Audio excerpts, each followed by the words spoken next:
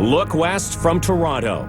A half hour away is Canada's 6th largest city, a dynamic family community, home to Canada's fastest growing marathon. As Canon presents the Mississauga Marathon.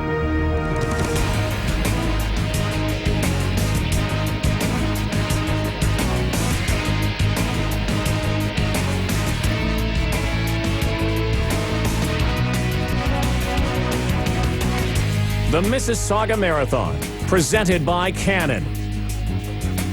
The city of Mississauga, leading today for tomorrow. And Fila, dedicated to enhancing your personal performance.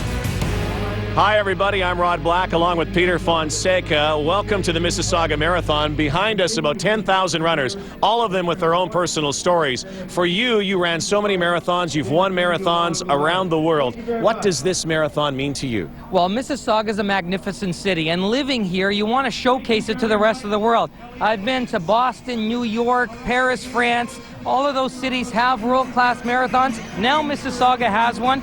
We're showcasing it to 10,000 runners here today and everybody watching on TV, so it's fabulous.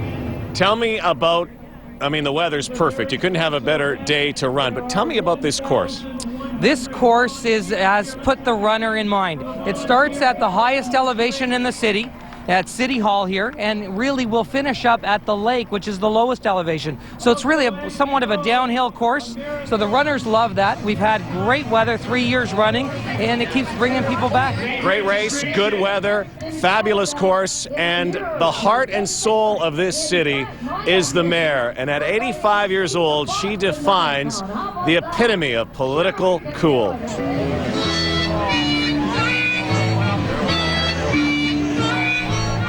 The greatest comment I get is when people move here, they say, it's a great place to raise a family because we've concentrated on the community needs, the arenas, the soccer fields, the baseball diamonds, the small theaters.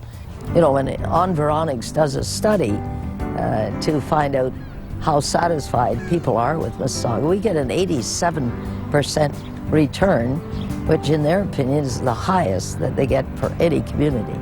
We are a big city, but we don't want it to be really a big city atmosphere, except in the city core, where we believe that's where the high-rise should be. We have unlimited height there. The building that won the international contest that looks like Marilyn Monroe, the absolute development, that'll be the highest building in the city core. I think the marathon is a great promoter for Mississauga because at each marathon I know people come from all over Canada, some from the United States. Thanks for being with us. Good afternoon. Oh, it's so exciting to be here. The mayor clearly and the city has been incredibly supportive. We would not be where we are today if it were not for that initial support that the mayor gave us. And now we're proud to say we're going into our third year. We are the third largest marathon in the country, and we still feel we're on track to become the largest marathon in the country. Folks, I want to thank the sponsors that have worked with Elliot to make this happen. And you know what he said? Only Ottawa and Vancouver are ahead of us? Well, we'll just make them look sick next year. We just think it's such an exciting idea to have a marathon, and his vision is to make it as good as the Boston Marathon, and we're going to work with him to make that happen.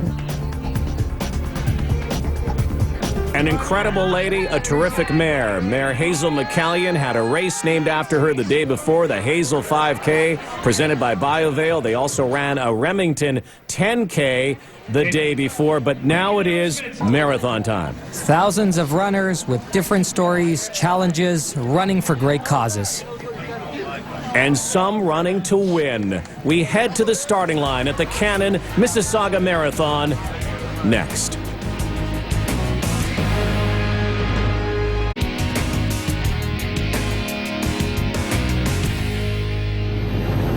Cool, overcast morning. City Hall, Square One, moments away as the runners step to the starting line for the Canon Mississauga Marathon. Excitement and anticipation. Here we see the course starts up at City Hall, 42.2 kilometers as it makes its way down to Lake Ontario and the finish line. We also see the half marathon, which is 13.1 miles or 21.1 kilometers. 4, 3, 2,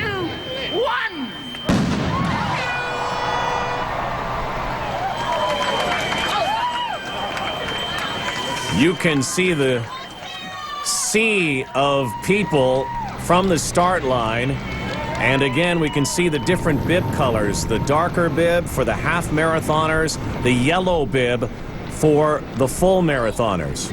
Yes, wearing the darker bib and the red vest is Abel Ondeo from Kenya.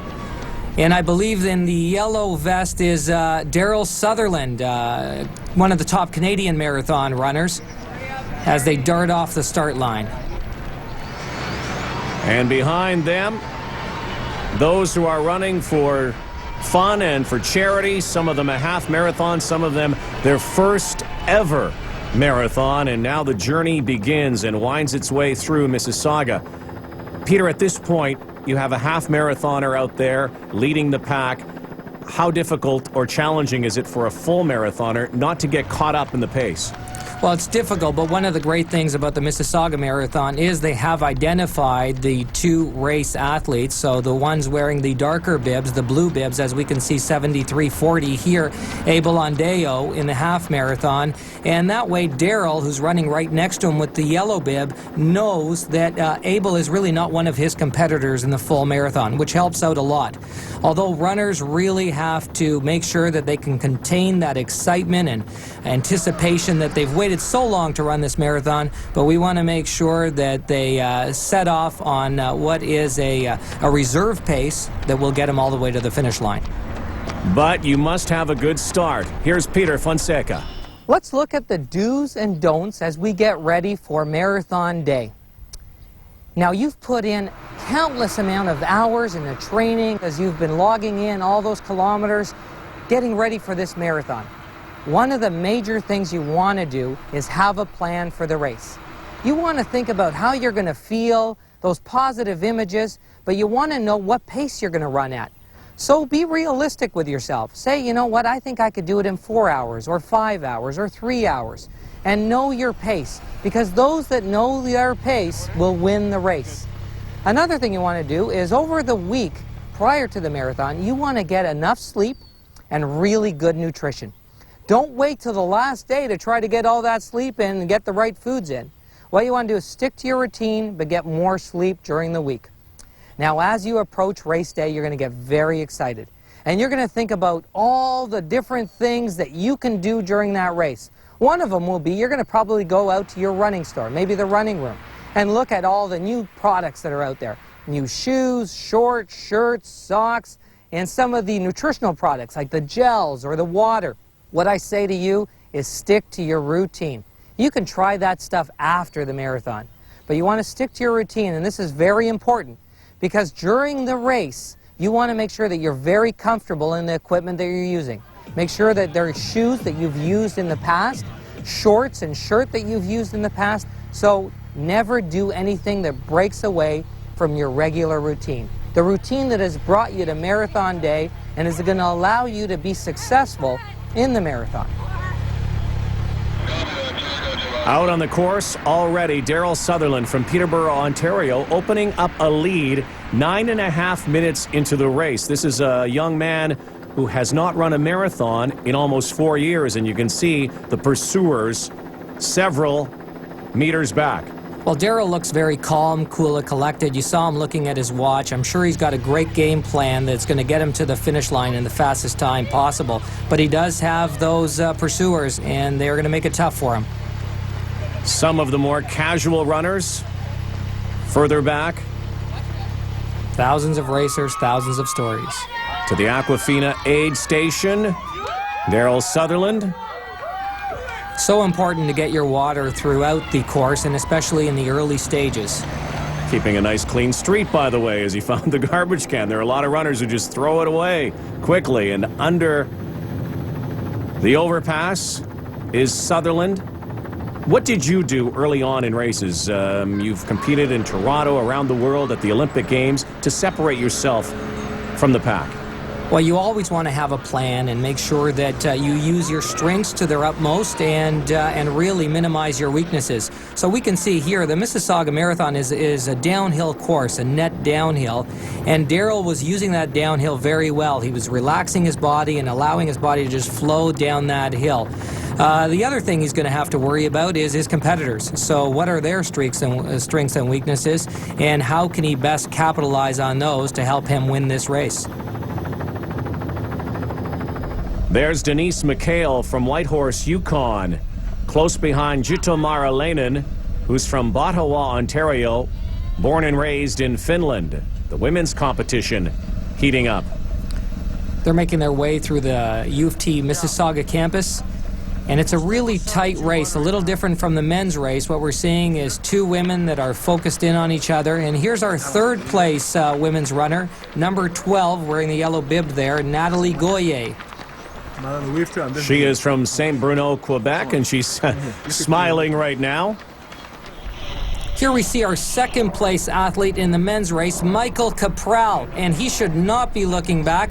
He should be looking forward at Darrell Sutherland, the man that is leading this race right now. And here we see Darrell, number 1825, as he pushes his way up a hill, and you can see his arm motion. He is really driving with the arms, because that is what gets you up a hill. Maybe both runners looking around because they can't believe that no one is around them right now, but it's early in the race still, and the pack behind them continues to run the marathon, not only on the street, but the marathon behind the scenes in Mississauga. There's probably 350 marathons in North America that people could choose from, so to set yourself apart from those is a challenge.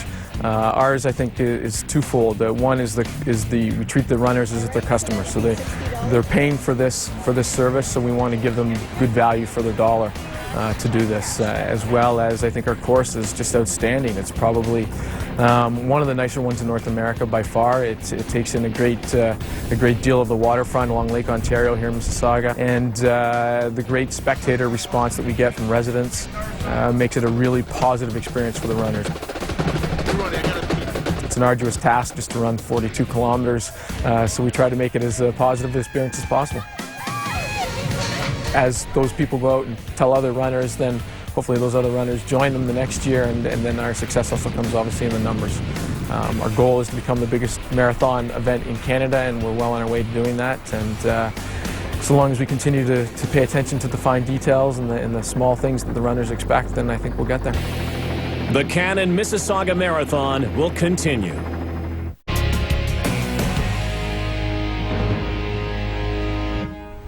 Almost a third of the way through the Cannon Mississauga Marathon, and Darrell Sutherland from Peterborough, Ontario, continues to lead.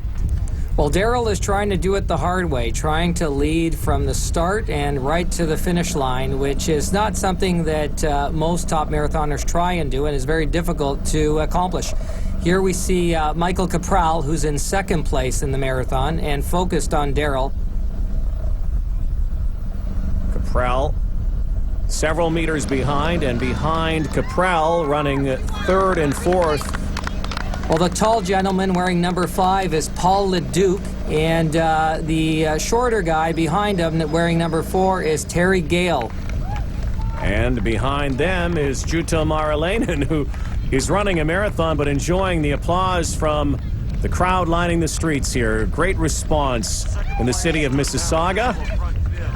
And she gets rid of a little extra clothing and says she's all right. She continues to lead the women's division. I hope that was a friend or family member. Now, these two runners are doing a great thing. They're working together. They're probably from the same club. They're wearing the same type of vests, and that always helps in terms of focusing on a Michael here, who's in second place. They're in third and fourth. And it's always better to be in the hunter's position rather than in the hunted position. And a couple of the marathon walkers with backpacks on, helping Capral keep pace. We now know why he was looking back, because Leduc and Gale are gaining on Michael Capral, who's from Toronto, is actually a juggler as well, a juggler who jogs. You might want to call him a joggler. Really, I read about it about 20 years ago when I was a little kid in the Guinness Book, and I looked at